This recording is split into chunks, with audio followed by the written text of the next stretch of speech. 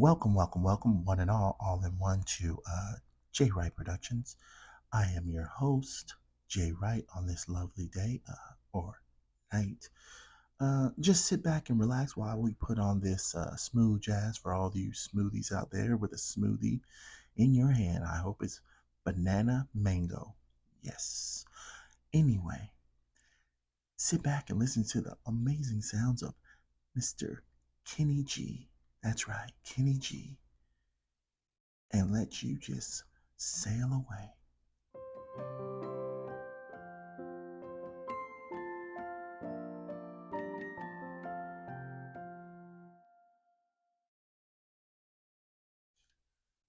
Hello, all of you wonderful, lovely people out there in the world.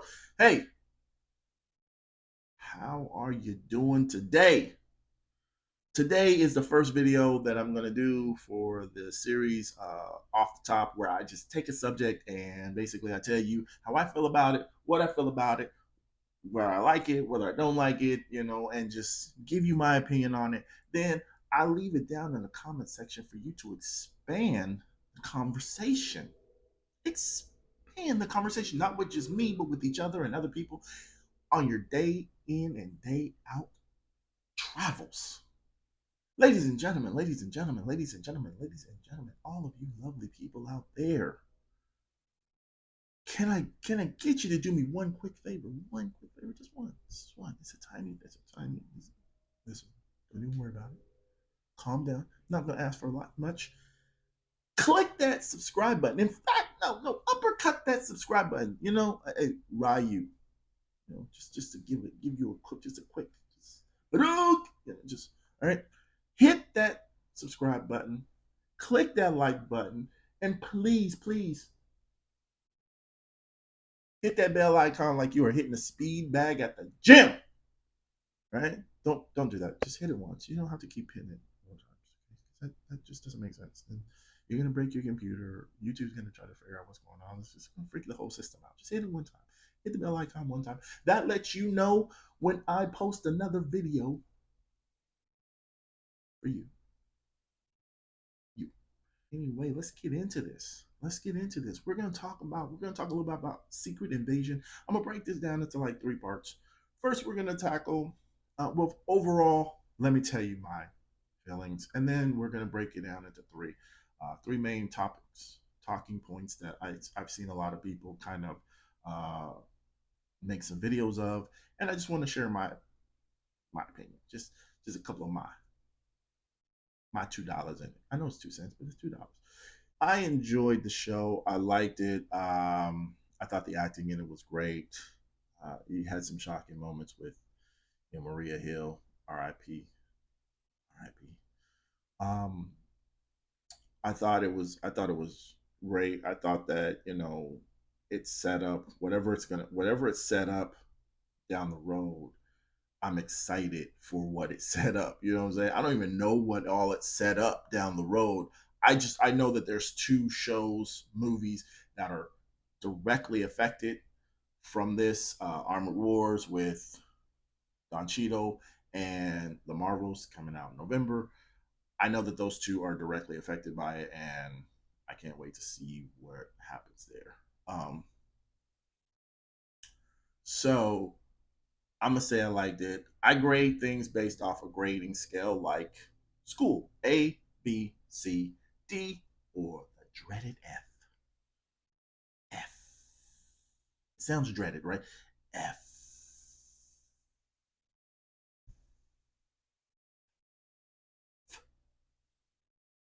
My grade for Secret Invasion would be a B minus. Like I said, I enjoyed it. I thought the acting was great. I thought the last fight between Gravik and Gaia, I loved it. I know there's people out there who didn't. I don't really care. And we're allowed to. You're allowed to not like it. I'm allowed to like it, and we go about our business. I'm not one of those people who tell someone, "Oh, you like this? Well, there's something wrong with you," or "You don't like it? There's something wrong with you." No, we should all be able to like or dislike whatever we want and go about it. Have the nice conversation, have a discussion about it, and then move on. That's it. I liked it. If you didn't, hey, sorry you didn't like it. Now on to the first topic. The first one is going to be Gaia. Gaia was awesome. Okay, I thought that battle was I was like, yeah, hey, I applauded it. I had no issue with it. I thought it was great. It made sense for her to get those powers to be able to deal with Gravik because nobody else was going to be able to deal with him. And I don't think that there was a way for you to stop. Nick Fury wouldn't have been able to be there to stop Gravik. What was Nick going to do? What was Nick going to do, really? Um, Now you say, well, he didn't have to give him the harvest. All right, fair enough. But Gravik still also already had Groot's power and the Extremis power, of which, by the way, if I'm not mistaken, for all of you who remember Iron Man 3, when people who have Extremis powers or the serum in their body, when they get to a point where they're about to die, they just explode. Yeah, it's like a small nuke. They explode. Yeah, go back in Iron Man 3. All of them exploded. Like it wasn't they just so the fact that Gravik didn't explode was kind of concerning. I don't know if they just over it was an oversight on their part and something. I don't know, but he didn't explode, so I'm not gonna say he's not dead, but I just know that in Iron Man 3, when they got mortal wounds, they exploded, and he didn't explode. So, and maybe it's because he had other stuff raging through his body. I don't know, but I did like that fight. I thought it was awesome.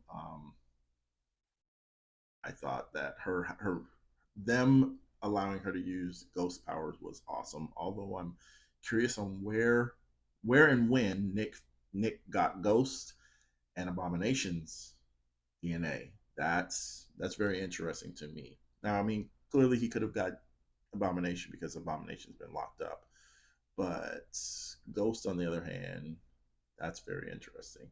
And then when you think about all the other heroes that did not show up, or the other people that were on the battlefield that did not show up on that computer screen, you then kind of say, okay, well, Nick probably has harvest of vials of DNA all over the globe for different heroes. I think he gave the one specifically with Carol in it, so for the whole fight. Um, But yeah, I mean, when you look at it, there's a lot of the characters that didn't show up on that screen. You look at things like Nebula, Rocket, Star Lord, Spider Man, Scarlet Witch, Iron Man, Rescue, which was Pepper. You guys don't know that. Hawkeye, Doctor Strange, Wong. None of their powers were in that. None of their DNA was in those vials, which clearly we've seen because neither Gravik or uh, Gaia used anything Doctor Strange esque. So that to me means, yeah. Or Scarlet Witch, by the way, neither one of them used any type of Scarlet Witch powers. And for anyone out there, if you believe that Gaia is so overpowered now that she'd be unstoppable, I beg to differ. Scarlet Witch could easily smack Gaia. Yes, the Scarlet Witch, not Wanda, the Scarlet Witch. Like we're talking full on Scarlet Witch. We're talking multiverse of madness Scarlet Witch with even more time to basically let her powers just go. Yeah, that one. She's clapping Gaia with ease. This is the same one. Now again, we know, us comic book fans, we know that the MCU characters. I love the MCU, but we know that the MCU has dumbed down the characters to allow for the casual audience to basically understand them more and understand their powers better. But we know how powerful they are in the comics. We know that Scarlet Witch in the comics got rid of a third of the mutants simply by saying, no, more mutants, and they disappeared. Uh, yeah, gone out of existence. So we know how powerful she is. Gaia is not more powerful than that. I don't care how much power. I don't care. She can have Captain Marvel's power. She's still not more powerful than Scarlet Witch.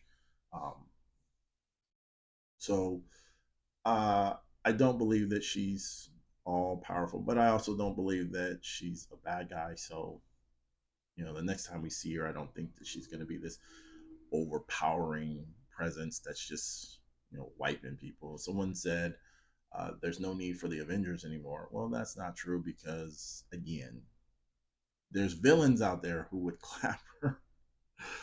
Silver Surfer would easily destroy Gaia, and if you believe otherwise, you're crazy. But Silver Surfer would kill her with ease. So I mean, Rogue from the X-Men, if Rogue touched her skin, that's a wrap for Gaia. I don't care what Gaia tries to do, that's a wrap. And you also have to remember Gaia is still not unkillable. Gravik had the same abilities, and she used Carol Danvers' power to basically put a hole in his body. So yeah, she's not unkillable.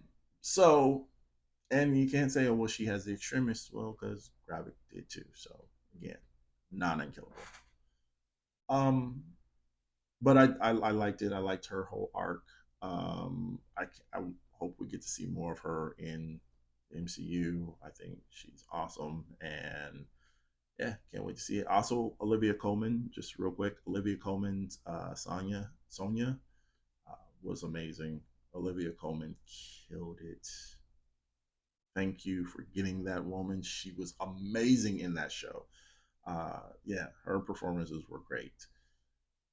Now we're going to go into what I feel like isn't really shouldn't really be a big issue, but for some odd reason, there's a lot of people who have or gotten their feelings a bit about the president's speech and his declaration to basically kill all the scrolls and kill any non-Earth inhabitants. Not if you weren't born on the Earth, then wiping you out. The problem that I do have is there's a whole place called New Asgard on Earth, and they're not of Earth, so they weren't born on Earth. But I don't think it would be a smart idea to go attack New Asgard because, well, Thor's still out there and Valkyrie is in New Asgard, so it would probably be a problem if you decided to attack them. It wouldn't be smart. Um, wouldn't be smart at all. However, his I understand his reasoning.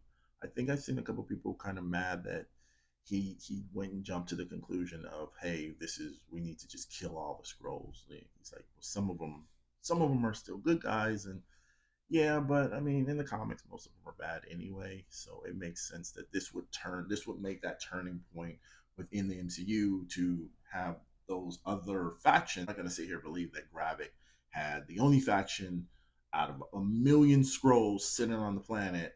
His was the only faction that wanted to basically wipe out humanity. We're not gonna believe that. That's not real. That's not real. We know for a fact that there's other ones out there who are definitely wanting to wipe out humanity. Um, so I think this is just going to push them more to have those factions have a platform, have a bigger speaking point, and say, hey, listen, the humans don't want us around. They want to kill us. We need to rise up and just wipe them out. We take this planet, it's ours, they're gone, no harm, no foul. We don't want to go out there and deal with the Kree, right? We don't want to have to deal with them. Let's take out these lesser forms, these humans. Although Batalo said, hey, you back humans into a corner, it's probably gonna be a problem. Um, but I think that you're definitely going to see a lot of the other factions start popping up. The Armored Wars with Don Cheadle, from what I heard, now this is just a rumor. I'm not sure, or I'm not for sure that this is what it is, but the rumor is that it is going to be him basically going against the scrolls in Armored Wars, and that right there is pretty interesting in itself because it would make sense that Rhodey would also be angry that the scrolls snatched him up. So that's going to be very interesting. But I don't think that the president was wrong in what he said, and it made sense. It made sense. I think someone said that humans, that they made humans look like we're some monsters and animals that just we just wipe out species that we don't understand. And I mean, don't we? Aren't we? Are we not? Humans are. We're. It's not like they were wrong. I mean, humans are pretty. We're pretty messed up at times.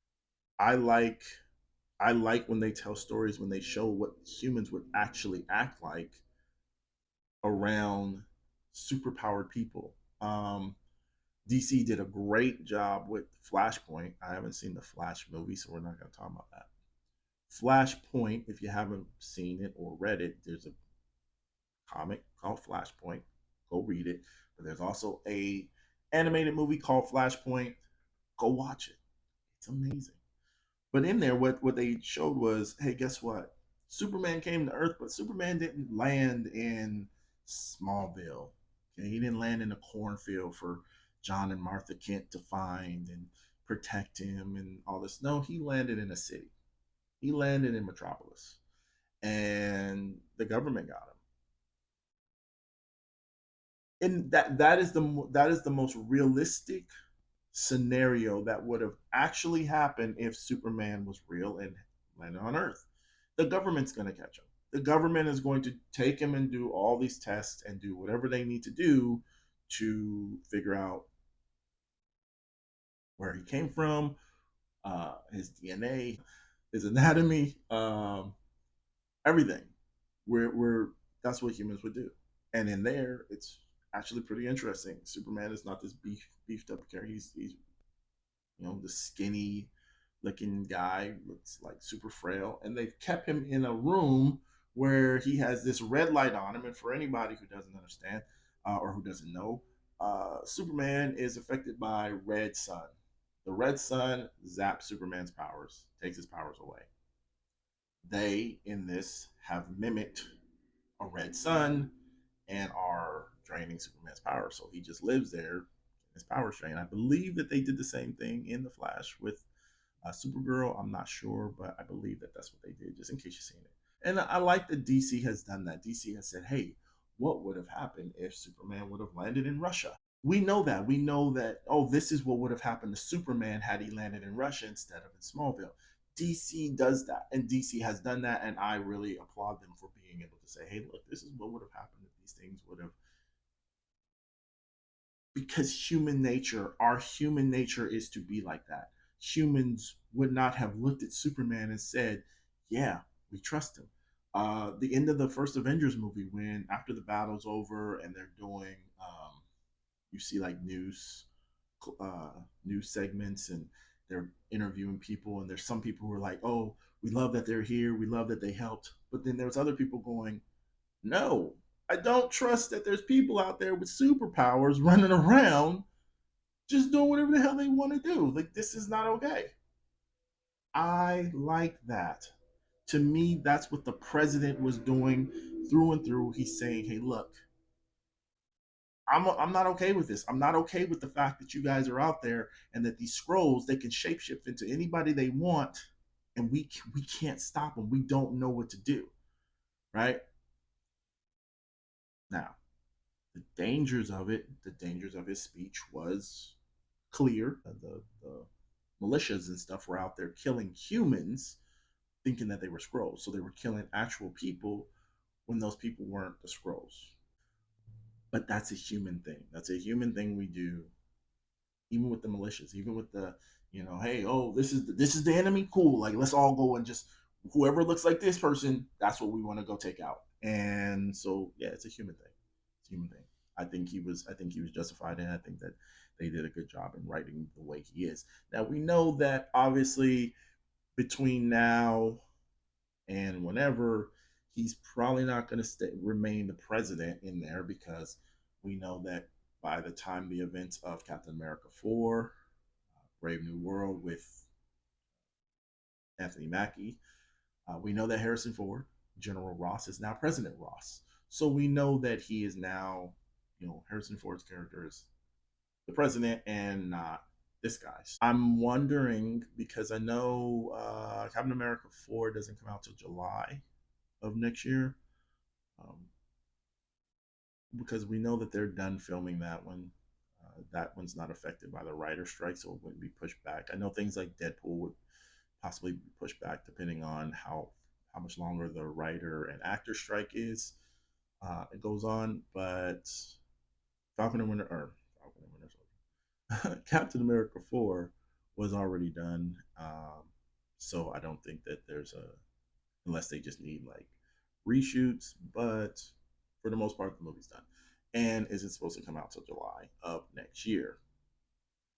That being said, I'm wondering when Armor Wars is going to happen, and if something happens to the current president that we have in the MCU, if something happens to him within there that causes, you know, Harrison Ford to become president. Um, so yeah, who knows? Who knows? The last subject I want to talk about is Rhodey. When was he snatched? Was he snatched during Civil War? That's the big question everyone's asking. When was Rhodey snatched? And based off of the last episode, a lot of people are saying that it was during Civil War, because he's wearing like a medical gown. Looks like he's wearing a medical gown, and the last time you seen him in a medical gown was in Civil War. Um, I don't think so. Now this is me. I don't believe that that's when he was taken. I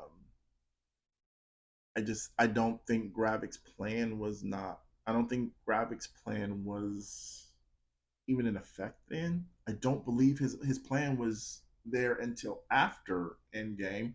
Gravik was part of Nick Fury's unit to go in and collect the DNA after the fight with Thanos. So to me, I feel like that's after. I feel like that is when they snatched Rhodey. I think that Rhodey was snatched definitely after Endgame.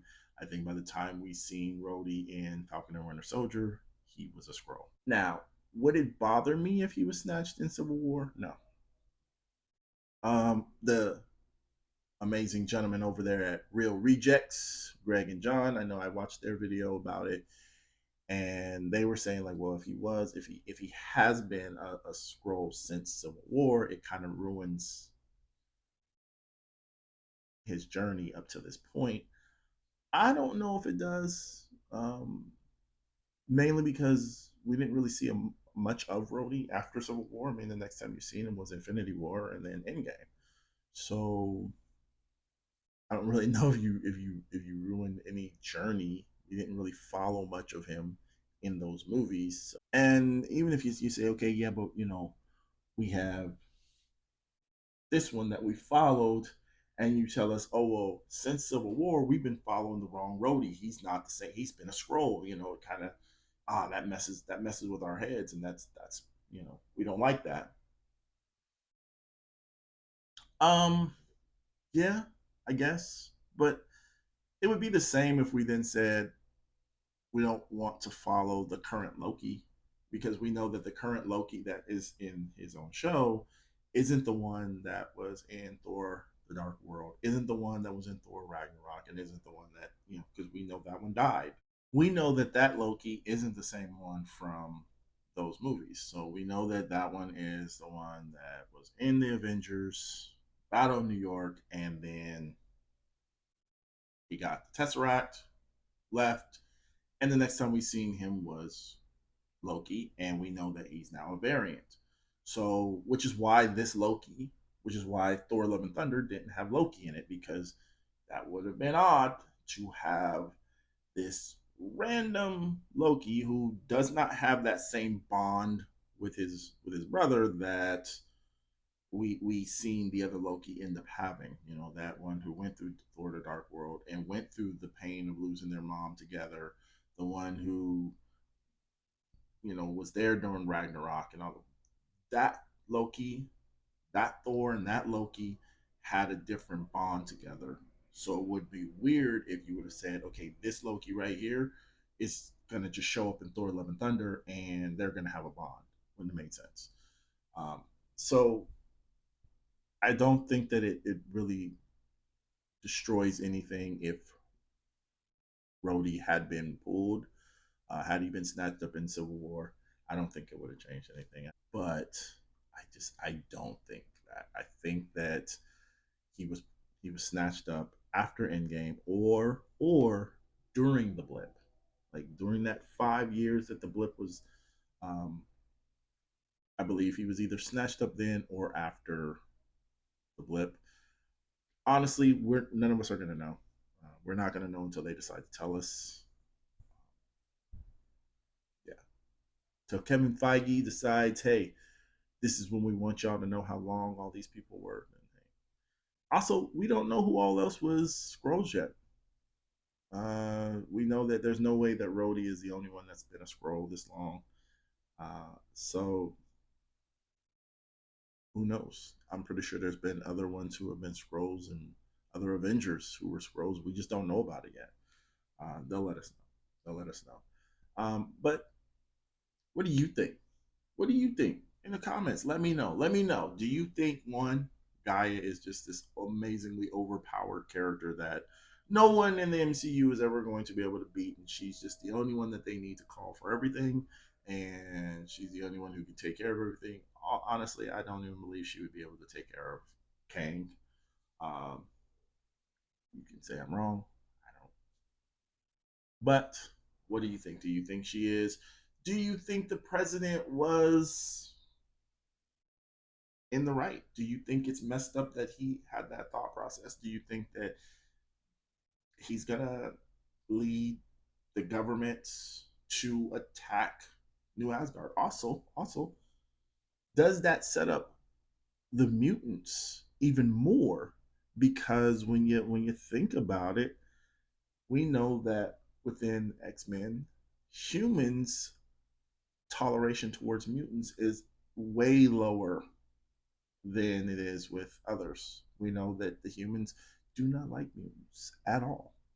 Like they are public enemy number one in most of the comics, and so that's an interesting thought. You know, did he set up the the hatred in humanity for mutants because mutants are different, right? The Skrulls are different. Now the mutants are different.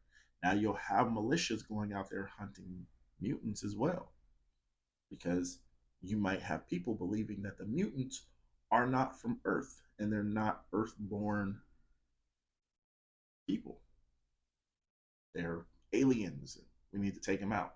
So, do you think that sets up the aggressive nature of humans towards the mutants moving forward in the MCU? And when we start seeing them show up more. Hey, that might actually be as soon as Deadpool. Deadpool 3 seems like it's going to be crazy. On a side note, especially if there's the actual fight between Scarlet Witch and Jean Grey that we are hearing that could possibly happen. Hold on to your butts. Do you believe that Rhodey was taken during Civil War? Do you believe he was taken after Civil War? Do you think he might have been taken during the blip or after the blip? I know for sure in my heart, I do believe that by the time we seen him in Falcon and Winter Soldier, he was already a Skrull, and no one's gonna tell me otherwise. Um, but do you believe that? Do you believe that he was taken after, especially after the fact that, to me, Gravik's plan went into effect after Endgame, after him and all these other people collected this massive amount of DNA and gave it to Fury, and then Fury split it up into different vials because I don't believe that everyone's DNA was in that one vial. I believe Nick Fury is definitely a person who spread those vials around. Um, he seems like that's what he would do. I think people would, oh, well, why would Nick Fury just be collecting DNA like that? Well, I mean, it makes sense. It makes sense. I mean, when you look at someone like Batman, Batman has contingency plans for everybody, even the heroes. If you go watch Justice League Doom. I believe it's Justice League Doom. Uh, Watch that, and you will see exactly what I mean by Batman has contingency plans even for the superheroes. So it would make sense that Nick Fury would also have contingency plans just in case. Um, I think there was a reason why he gave that one vial and not others, especially when the guy in the second episode, like Gravik's right hand man or whoever it was, spoke to Gravik and said, "Hey," or was speaking to the scientist and said Gravik had sent him to multiple places for the harvest, but the harvest wasn't there, which means that there's probably multiple places that there are vials like that. I'm sure that there's probably way more than what was in that vial. But anyway, you let me know down below. Expand the conversation. Let me know.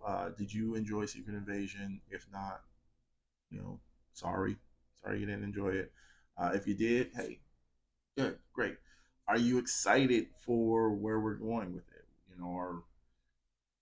Are you excited to see how this ties into the Marvels? How this ties into Armor Wars? I really am. I can't wait for that. I know we before we get before we get the Marvels, we're getting Loki season 2. I can't wait for that. Um, I'm actually super excited for Echo that's coming. I think it's November or October or November when Echo will be on Disney Plus, and it's the first time Disney is going to be releasing all the episodes for one series at once and not week by week, which is also pretty freaking awesome. I don't mind the week by week thing. Listen, I grew up in the '80s and the '90s, people. That's what we had to do was deal with stuff week by week. You didn't get if you're watching Thundercats and Lionel is going off the cliff and it says to be continued. You didn't just sit still and wait until the next episode. You had to wait a whole week until the next episode showed up. So I'm fine with that. I'm excited for that. I'm excited for what's coming down the pipeline. I'm excited for comic book stuff in general. I hope that you know Blue Beetle Blue Beetle. I hope Blue Beetle does pretty well at the box office. I know that there's rumors and speculations that it's already going to flop at the box office, which sucks. That's kind of sad. Um, I don't wish anything. I don't wish negativity on any movie, let alone comic book movies. I think you know for me, I remember growing up thinking, man, I wish we could see all these different characters in live action or on cartoons or something, giving them their own cartoon series, giving them their own video games. But, for now, let me know what you thought. Let me know what you think about the topic today. What you thought about it, how you feel about it, how you feel about Guy, how you feel about Secret Invasion, how you feel about Nick Fury, how you feel about Sonya Farnsworth, how you feel about Talos. You're my boy, Blue.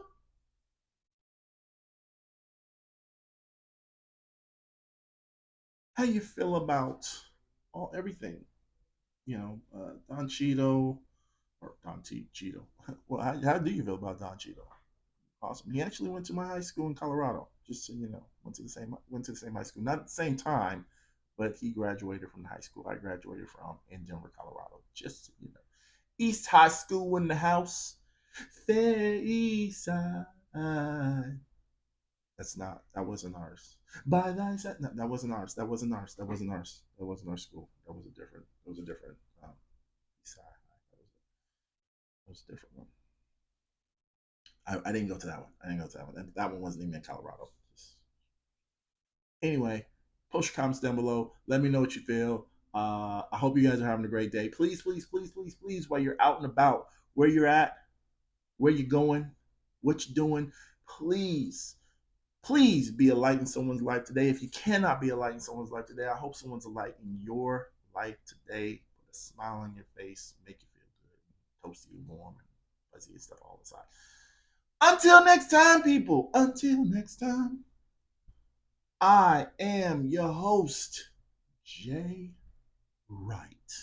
I wish I could do that in like the Optimus Prime voice. Wouldn't that be awesome?